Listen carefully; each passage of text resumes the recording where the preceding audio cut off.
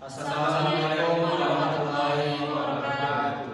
Perkenalkan, kami dari kelompok 5. Di sini kami akan mempresentasikan tentang hasil diskusi kami, yaitu tentang biologi dan ekologi gulma. Sebelumnya kami ucapkan terima kasih kepada dosen pengampu Bapak Supriya Isanzam yang telah memberikan kami tugas ini. Sebelum memulai presentasi, terlebih dahulu kami akan perkenalkan keanggotaan kelompok kami. Yang pertama ada saya sendiri, Asri. Saya Inandra Arify. Saya Adrian Nomansya. Saya Nur Sada. Baiklah, materinya akan dibahas langsung oleh rekan kami, Elsie Nur Sada. Kepadanya dipersilahkan.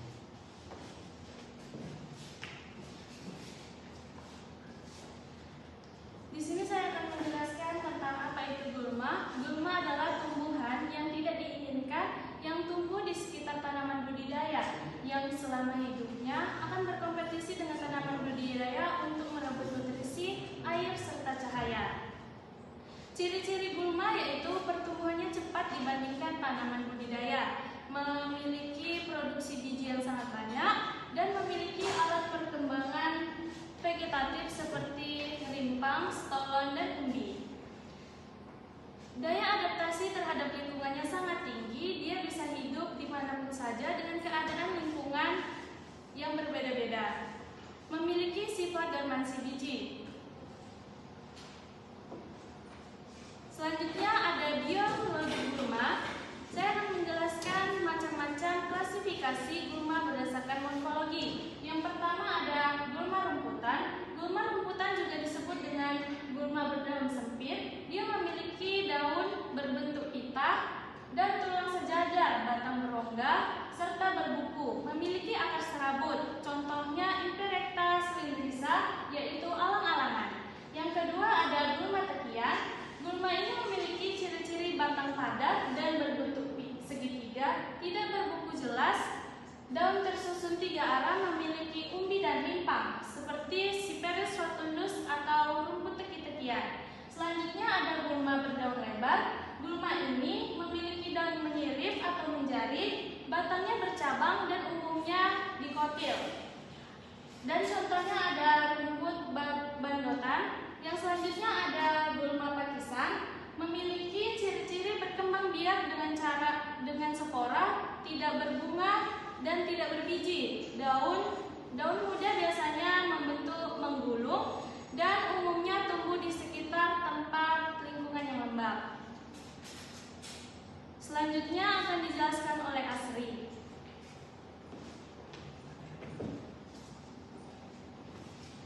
Baiklah, di sini saya akan menjelaskan klasifikasi gulma berdasarkan daun hidup.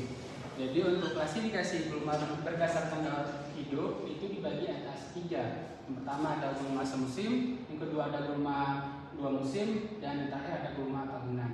Nah, untuk gulma semusim itu gulma ini itu biasanya menyelesaikan daun hidupnya selama 1 musim saja. Jadi waktunya itu relatif sangat singkat. Kemudian untuk gulma 2 musim, jadi dia hidup di 2 musim. Dan yang terakhir ada gulma tahunan. Jadi untuk gulma tahunan, jadi untuk daun hidupnya itu dia lebih lama, bisa bertahun-tahun. Dan biasanya itu berkembang biak dengan biji dan vegetatif.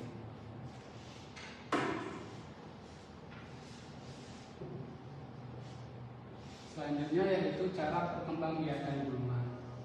Nah, untuk cara perkembangbiakan gulma itu dibagi menjadi 2. Yang pertama itu dengan secara generatif atau biji dan secara vegetatif. Untuk yang generatif, produksi bijinya itu sangat banyak, memiliki dormansi dan mudah tersebar oleh angin, air, dan hewan.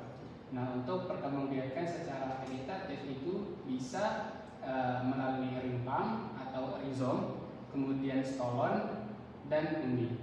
Selanjutnya akan dijelaskan oleh rekan kami Adrian.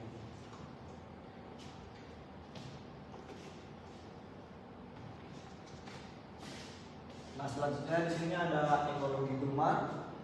Ekologi gulma adalah cabang ilmu yang mempelajari hubungan gulma dengan lingkungannya, baik dengan tanah, air, unsur hara, suhu, dan jenis tanah.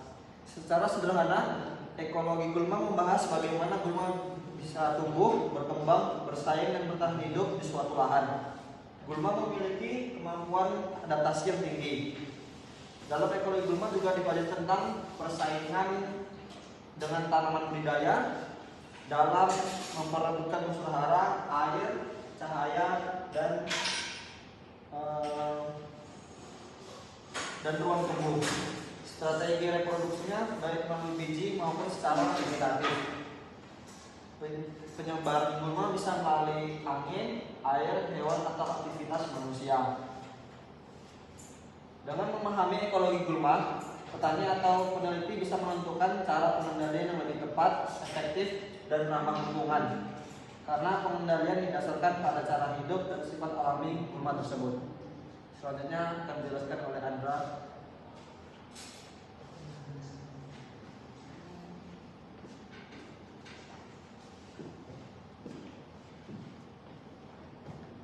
Selanjutnya yaitu ada interaksi gulma dengan tanaman atau tanaman budidaya. Interaksi gulma dengan tanaman budidaya terdapat beberapa, yaitu ada bentuk interaksi dengan tanaman budidaya, yaitu ada kompetisi, yaitu tanaman budidaya unsur haranya akan diperebut oleh gulma. Gulma merebut unsur hara pada tanaman budidaya yang dapat menghambat pertumbuhan tanaman budidaya. Perebutan tersebut dapat berupa perebutan cahaya, perebutan air, unsur hara, dan ruang tumbuh. Kemudian gulma membentuk alelopati. Alelopati adalah senyawa kimia, senyawa biokimia yang dihasilkan oleh gulma yang berguna untuk menghambat perkecambahan, pertumbuhan, dan perkembangan tanaman di sekitarnya. Nah, alelopati ini dapat menghambat pertumbuhan tanaman budidaya. Selanjutnya yaitu ada interaksi gulma dengan tanaman sebagai inang, hama, dan penyakit. Gulma dapat menghambat pertumbuhan tanaman budidaya.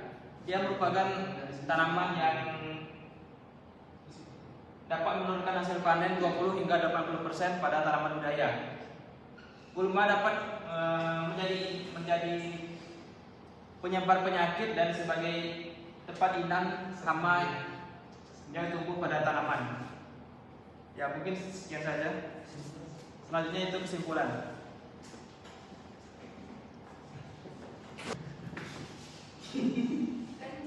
Baik, jadi kesimpulan dari materi ini, biologi gulma menjelaskan sifat hidup, pertumbuhan, dan cara reproduksi gulma yang membuatnya cepat berkembang dan sulit dikendalikan. Ekologi gulma mempelajari interaksi gulma dengan lingkungan dan tanaman budidaya yang dapat menurunkan hasil panen. Kemudian pemahaman keduanya penting untuk menentukan strategi pengendalian yang efektif dan tepat waktu. Mungkin itu saja materi singkat dari kelompok kami. Kami tutup. Wabillahi taufiq wal hidayah. Wassalamualaikum warahmatullahi